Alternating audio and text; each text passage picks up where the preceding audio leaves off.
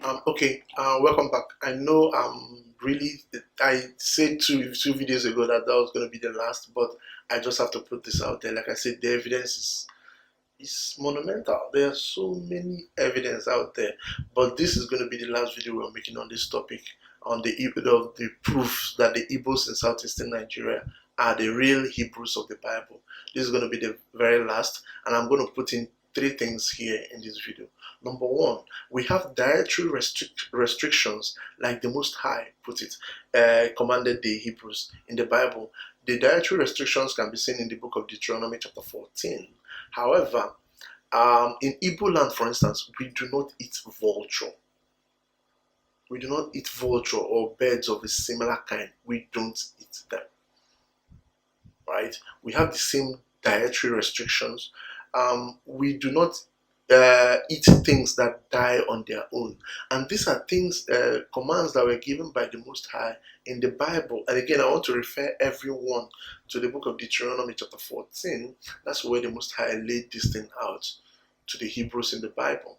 We do not eat things that die of themselves. When I was growing up in the village, in the Igbo village, we used to hunt. We used to go hunting, set traps. There was a time I killed two birds and I brought them home. One of them, we set trap and the birds walk in and it catches the birds, and they die. We just come and get them. That's how the trap is done. So I killed these two birds and I brought them home. One of them died by strangulation. The rope I tied and set for it, hooked it, and it strangled, and there was no blood. It basically didn't bleed when it died. While the other one was struggling with the rope, struggling, and it bled all over, and then eventually died. In fact, it didn't die by the time I got there. I got there and I killed it before taking it home. And my grandmother was like, the one that died by strangulation, we're not going to eat it. So we had to sell it off to someone else. And then the one that died, that had blood in it, we that's the one we ate that day. Um, that's how we do it in Igbo land. We don't eat things that die of themselves. Things that don't shed blood when they die, we don't eat them. We sell them off. And when we sold off our bed, we told the person, this is how the thing died. The person knows. The person was not Igbo. He was someone that sojourned in our village. And we just sold it to the person. This is Igbo custom. We don't, things that die of themselves, we don't eat them. This is a law given by the Most High. And like I said, in Deuteronomy chapter 14, the Hebrews were given the law not to eat it. That's number one. Number two, and let me refer you, like I said, I have three things to talk about in this final video. Let me refer you again to this book by our brother Olaoda Equiano, whose real name is Ekwonu, basically, an Igbo man that was sold to slavery and renamed Gustavus Vassa. Let me refer you to his book. In fact, I'll read directly from his book. And this has to do with the feasts we have in Igbo land. Please permit me, let me read. He said, on page 31 in the version of the book I have, which is the picture I'm showing up here, he said, we compute the year from the day on which the sun crosses the line, and on its setting that evening, there is a general shout throughout the land. End of quote. He said, that evening is so our feasts in Igbo land starts in the evening. When we go to the Bible, I will show you that the feast of the Hebrews is in the evening. The day is completed from the evening. And if you go to our website, I think we should have that up by now, or we're planning to have that up on our website, where you see that the feast day is actually a new day starts when the sun goes down. That's when a new day starts, because the Most High created the night and the day. So the night came first. It's not like now people say day and night. No, the night came first. So let me read what Olaoda wrote again. Say, we compute the year from the day on which the sun crosses the line, and on its setting that evening there's a general shout throughout the land. At least I can speak from my own knowledge throughout our vicinity. The people at the same time make a great noise with rattles, not unlike the basket rattles used by children here. You're talking about children in England, though much larger, and hold up their hands to heaven for a blessing. Again, I mentioned that we believe in God that lives in heaven. We hold up our hand to God in heaven for a blessing. Again, remember, Olaudah was talking about what we do in Igbo land long before Christianity came. This is the Igbo tradition before Christianity came. As at that time, some other people were probably worshiping a God that lived in a cave. We, the Igbos, were worshiping a God that lived in heaven, holding our hands high in heaven. Before Christianity came and gave us something that somebody that was nailed to a cross, an image to worship. And we left our God in heaven and we started worshiping something, an image of something nailed to a cross, without even looking at what are we worshiping. So I wanted to point out that, but that's not all. The important thing I want to point out here is from what Olaudah wrote. If you go to page 32 of this same book, and I really recommend everybody to look at this book, read this book, and see if, just read the book for yourself and see if it's valid or not. Just read the book for yourself and see if it's valid or not. Just judge. Pray that the Holy Spirit guide you on whether this book is valid or not. He said, look, he said, they have many offerings, particularly at full moons. Again, let's just finish reading what Olaudah said here.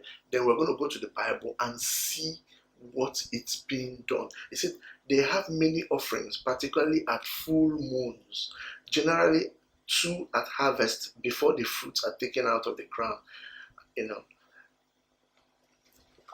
That is the first fruits. We have offerings, sacrifices that are done before the fruits are taken out of the ground. That's the feast of first fruits, as in the Bible.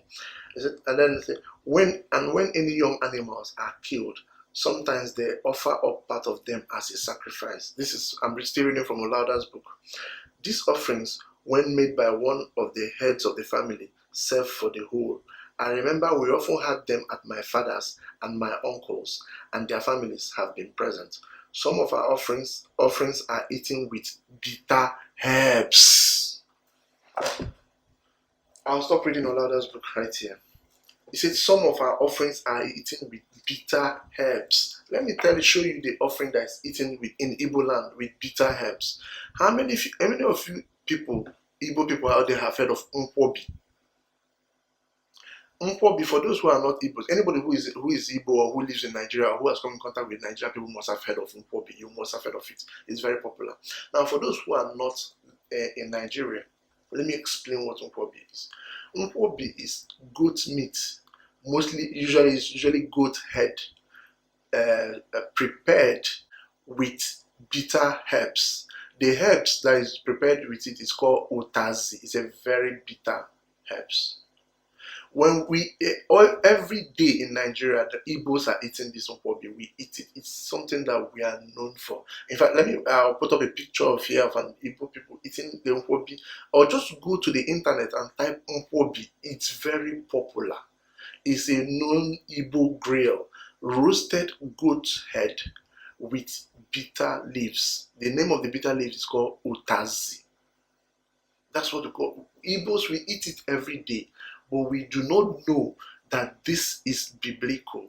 This thing we eat, this Nkwobi we eat, we do not know that it is the Most High God who created the universe that asks us to eat it as part of the Passover. So let me go to the Bible and show you. Now we've read from what Olaudah wrote that he said that some of our offerings are eaten with bitter herbs, and I've shown you that if that offering that the delicacy we eat with bitter herbs, we still do it today in Igbo land. It's called Nkwobi. Let's go to the Bible and I'll show you where God commanded us to do that. We're going to the Bible, people. We're going to the book of Exodus, chapter 12. And again, I recommend everyone to be reading the Bible of the King James Version. Is the one that is nearest, closest to the most accurate in terms of Bible today. Every other Bible verses out there is just ridiculous. Now, so we are in the book of Exodus, chapter 12, and I'll just read through it. I'll start from verse 5. It said, okay, let me start from verse 1 so that you see the whole picture here. This was the first instruction that the Most High gave Moses that concerns how the children of Jacob will organize themselves when they eventually leave. This was before they left Egypt, but when they eventually leave Egypt, this was the first instruction he gave them, the very first instruction. And we are still doing it in Igbo land today, and we just don't recognize it. Let's read it. We're in Exodus chapter 12. It says, "And the Lord spoke unto Moses and Aaron in the land of Egypt, saying, This month shall be unto you the beginning of months. It shall be the first month of the year to you. Speak ye unto all the congregation of the Hebrews, saying, In the 10th day of this month there shall take to them every man a lamb, according to the house of their fathers, a lamb for an house. And if the household be too little for the lamb, let him and his neighbor next unto him his house take it according to the number of the souls. Every man according to his eating shall make your account for the lamb. Your lamb shall be without blemish, a male of the first year. Ye shall take it out from the sheep or from the goats." From the sheep or from the goats? We'll continue reading. And verse 6, "And ye shall keep it up until the 14th day of the same month, and the whole assembly of the congregation of Hebrews shall kill it in the evening." Okay, let me stop here. That's verse 6. Shall kill it in the evening. Do you remember what Allah said? Our feast usually starts in the evening. Now we're already in the Bible. We should, for the Passover, we shall kill the lamb in the evening. Okay, let's start. Verse 7. It said, "And they shall take of the blood and strike it on the two side posts, on the upper door post of the houses wherein they shall eat it. And they shall eat the flesh in that night, roast with fire and unleavened bread, and with bitter herbs they shall eat it." Do you see it now? You should eat roasted goat meat with bitter herbs. We are still doing this thing today in Igbo land. A lot of people are making a whole lot of money selling nkwobi to people, and we eat it, we enjoy it, it's wonderful. However, we should know that this thing did not just come up from nowhere. Somebody did not just invent it. The Most High gave us this instruction. So next time you see yourself somewhere eating nkwobi, please remember that this is instruction from the Most High. Okay, remember that this instruction from the Most High, and try to join us when we do the Passover. Our Passover usually come up in April. All right, that's when the new month starts. The new month actually starts from March, towards the last week of March. And if you go to our website, we'll put up the calendar, the annual calendar. That's when the new moon starts. So you join us in it, in celebrating this Passover. At least for the Most High, He gave us this instruction. We enjoy this nkwobi all the time. This year nkwobi. Here, the Most High made it very clear. The head. Okay, let me read it. Let me continue reading the book of Exodus. It says, Exodus chapter 12, verse 9. It says, "Eat not of it raw, nor sodden at all with water, but roast with fire his head, and with his legs, and with the betterments thereof." So the Most High told us to eat the goat head. What are the coincidences? What are the chances that the Most High told us to eat the goat head and the legs with bitter herbs? And we are doing it. It's a delicacy that we still do to this very day. I mean, anybody can go to the internet and see that. We're still doing that to this very day. So these are the proof we're presenting, and we are done. Like I said, this is the final video we're putting out on the reasons we prove we have that the Igbo people are the real Hebrews of the Bible. This is the final video we're putting out. Anybody who does not believe will never believe, and that's good for the person. However, we know that our people, when they hear this truth, we know that at least one or two persons will believe us. And that's the fact. The Igbo are the real Hebrews of the Bible. You have a tribe. Their names sound like the Hebrews of the Bible. They worship a God whose name sound like the God of Abraham. They circumcise. They segregate women when they are in their menstrual period. They were the ones sold mostly to slavery. They are scattered all over the world.